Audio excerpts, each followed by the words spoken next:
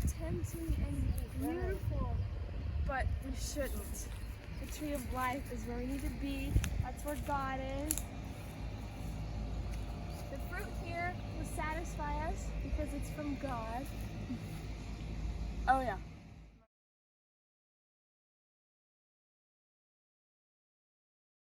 Look at this fruit. It looks so good. I don't know. What do you mean? Come on, let's try it. Look at this. What is this? Do you recognize the two trees here? One is the tree of life. One is the tree of knowledge of good and evil. And we watched a video about the fruit from each of these trees. Do you know what God said? He said in Genesis 2:9, the Lord made all kinds of trees to grow from the ground.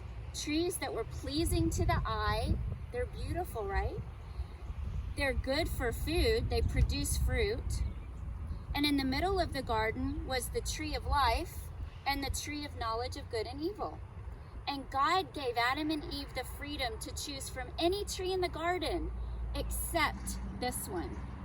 So every time they took the path and went around that tree to get to the tree of life, they were choosing to trust God. And when they ate the fruit of the tree of life, they received the truth of God. If they ate from the tree of knowledge, they would receive a lie. The lie of independence, the lie of not trusting God. Another thing that they would get if they ate from the fruit of the tree of life is the wisdom of God. God says in James that anybody who wants wisdom can ask him and he will give it to them. And he has all the wisdom. But if they eat the fruit from the tree of knowledge, they doubt God. And they start to think, I don't want to wait on God. If they ate from the tree of life, they receive from God everything that we need. We receive his provision and he promises to meet our needs. But when he's not meeting our needs the way that we want him to, sometimes it's the fruit from the tree of knowledge of good and evil. We start to work and achieve what we need on our own. So if we're not getting what we need from God right away when we want it, we start to go over and do our own thing and try to meet our needs. Another thing from eating the fruit of the tree of life is freedom from sin. Sin is missing the mark of holiness and righteousness. We want to be free from that. But when we eat from the tree of knowledge of good and evil, we become a slave to sin. And we begin to do things to meet our own needs outside of God's plan and protection for us. Okay, you may turn over your report cards. Okay, let's see what I got. See, you did all A's. How'd you do?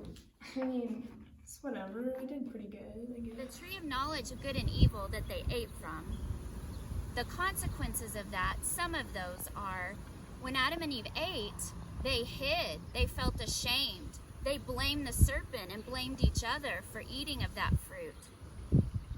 They tried to meet their own needs apart from God. And we do that sometimes too. We think that because we make all A's, that brings us value. Because maybe someone said we were a good student, or maybe our parents require us to make all A's, and we think when we do that and we meet that standard, that gives us value. Or if we're an athlete, which I am not, and we do really, really well, we get praises for that and we begin to associate our value with that. But that's not how God sees us. Our value is who God says we are, which is a child of God. A whole bunch of things, which we'll talk about throughout the study.